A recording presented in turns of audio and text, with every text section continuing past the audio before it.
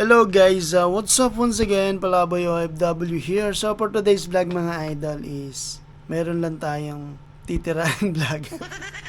Titirahin. Hindi. Kasi parang sa alam mo yung hindi naman sa pakilamero tayo Hindi naman sa nangingialam tayo. Pero gusto ko lang paalalahanan mga Lodi. Lalo na para sa lahat ng mga OFW dito sa Middle East. Sa kabila ng pinagdadaanan natin is patuloy pa rin tayong lumalaban sa buhay. Sa kabila ng mga nangyayari sa paligid natin, ginigiyera na tayo, di ba? At least nandito pa rin tayo para sa pamilya. Pero may napansin lang ako dati na idol ko tong vlogger na to dati siya, nakakatuwa, nagbibigay inspirasyon, alam mo yun. Tapos nung umuwi ng Pilipinas, then nagpo-promote na ng sugal. Hindi naman sa pakilamero tayo, pero kasi napapansin ko 80 to 90% ng kanyang audience is from the Middle East, alam mo yon.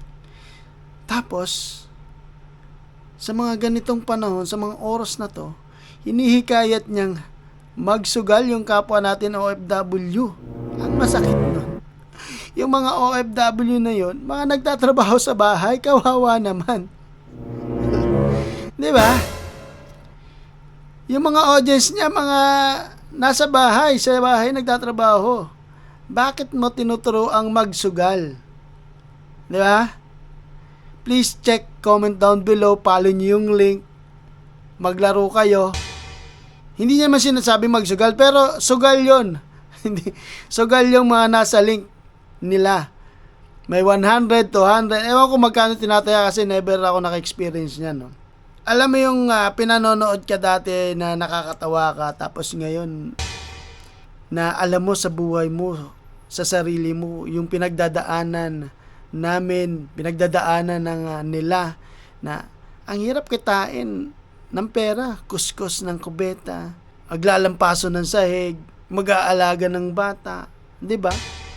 Tapos ngayon, tinuturoan mong magsugal. Konti lang naman daw. Huwag kang magalit sa akin. Gusto ko lang basagin yung ginagawa mong panghihikayat sa kapwa OFW. Lalo na galing ka pa dito sa Kuwait, no? And saludo ako sa lahat ng mga OFW advocate vlogger na dito sa Kuwait. Saludo ako sa inyo na nagbibigay kayo inspirasyon, nagbibigay kayo gabay sa mga bagong OFW na pumapasok.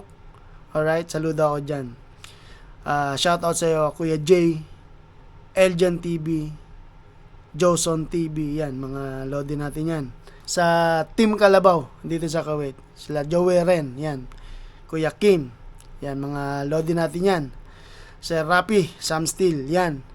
Pero yung vlogger na oh my God.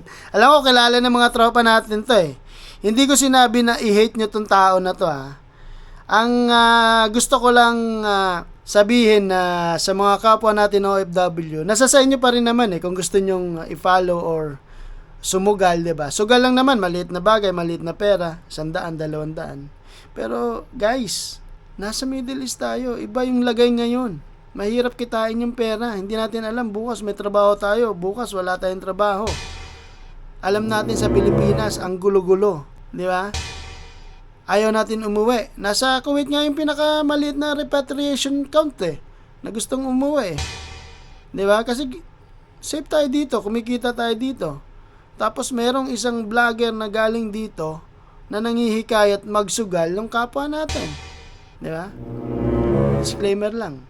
Hindi kita pinagbibawalang manghikayat, pero sana tigilan mo na yung mga kapwa natin OFW. Huwag mong targetin yung kapwa natin OFW.